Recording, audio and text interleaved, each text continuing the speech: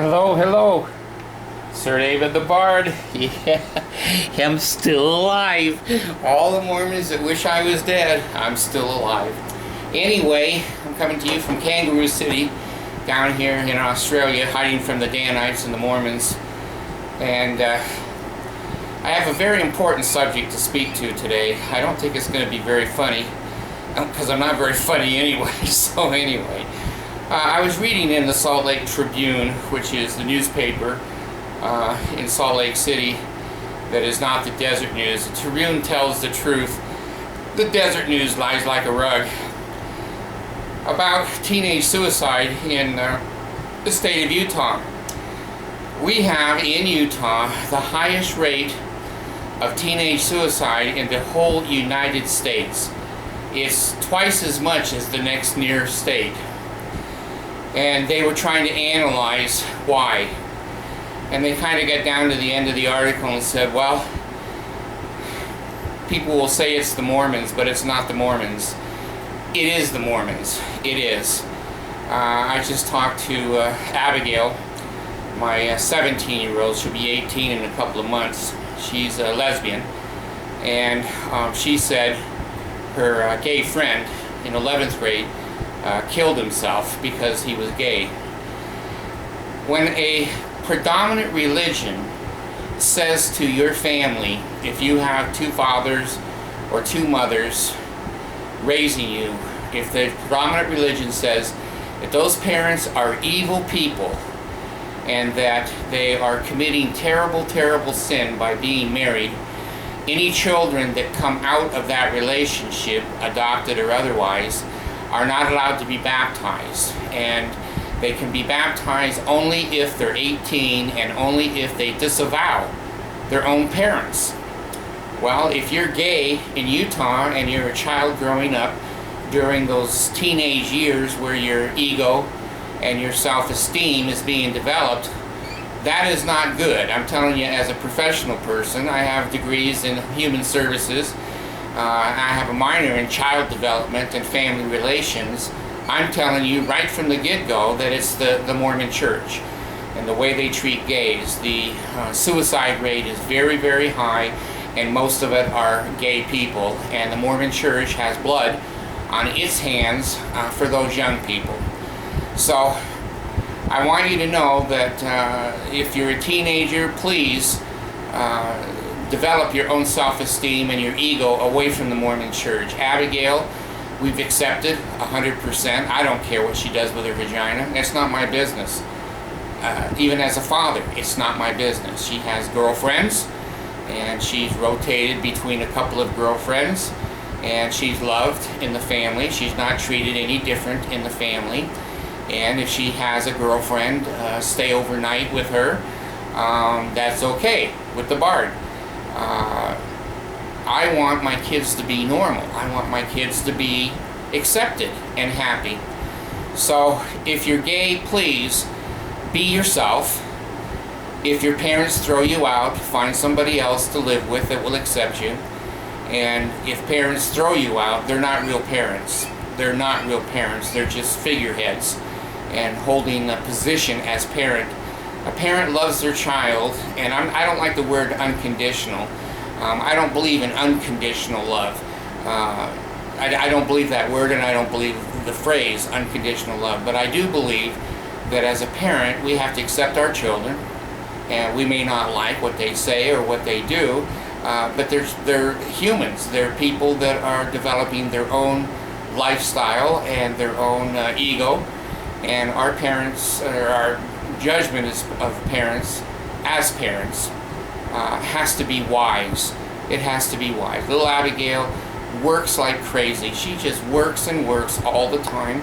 She has a full-time job and a part-time job. She has a brand new car. She's an A-B student, and she dresses decently, and she doesn't smoke, she doesn't drink, she doesn't take drugs. How do I know that? Because I've drug tested her. And it's not there. The positive results are not there. She's all negative in the drugs. So parents, please treat your children as separate human beings. They're not an extension of you. I don't care on anyone's sexual orientation or their preference. It's not my business. It doesn't concern me.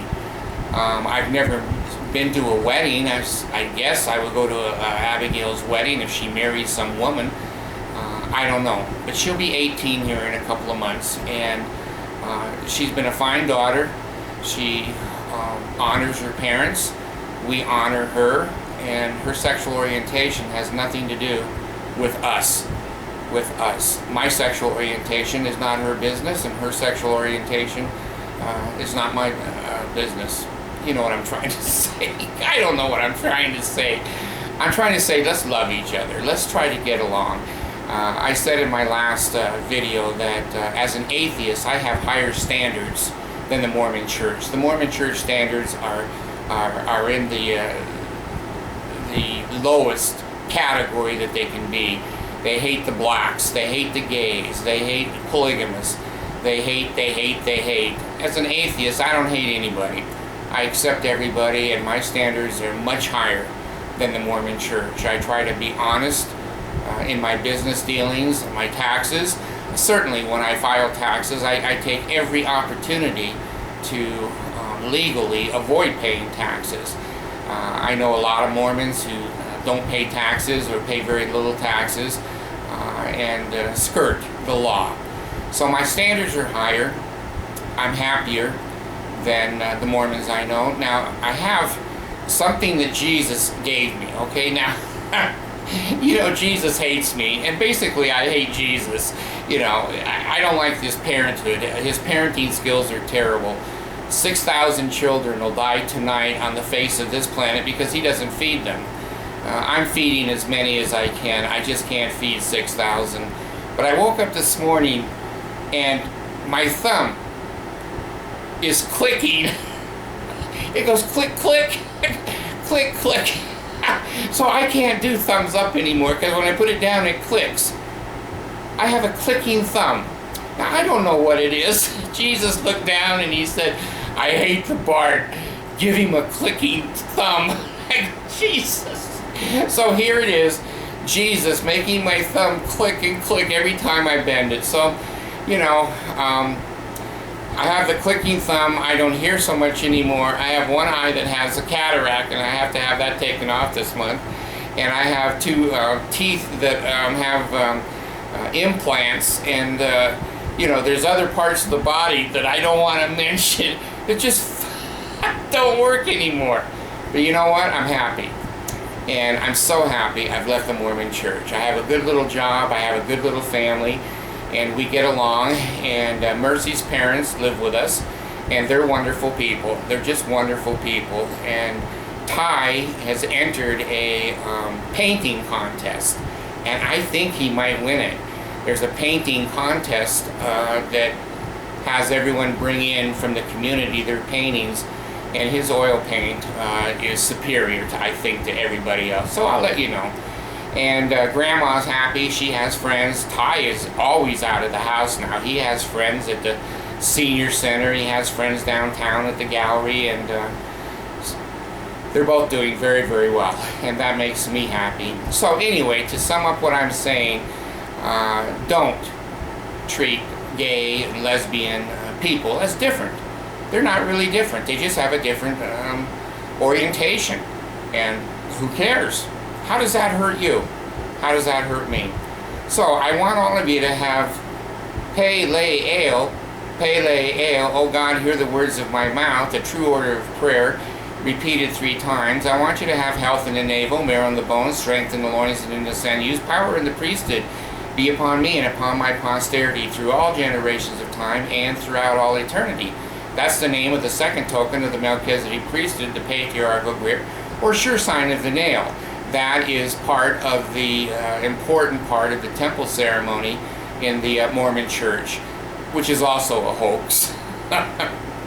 Anyway, when I was in the temple early in the 90s, the women raised their hand to obey their husbands. I'm sure that went over like a turd in a punch bowl. Anyway, don't treat your gay and your lesbian daughters and sons differently. When Abigail came in, I called her in one day and I said, honey, I've never had a lesbian daughter. I don't know how to treat you. Well, tell me, how do I treat you? She said, Dad, just treat me like any other daughter. Just treat me like a daughter. And that left a big, big impression upon me, is there's nothing different about her. I can hug her, I can kiss her, I can, well, she's too old to tickle these days, but you know, you can treat them just like a regular person. That's all they want. And they deserve that. They really deserve that. The Mormons hate them. The Mormons have hated everybody ever since they become a cult, and that was with Joseph Smith. He had assassination people that tried to assassinate Governor Boggs and other murders that they're responsible. The Mountain Meadow Massacre, 124 people. The Mormons said, lay down your guns and we'll let you pass. They didn't think they were going to pass into heaven, and they did. 124 men, women, and children were killed by the stake president and his followers and the bishop. And treat gay and lesbian daughters and son just like they're a daughter, just like they're a son. They're really no different. Okay, cameraman, turn that camera off. I have no staff. This bar's gone.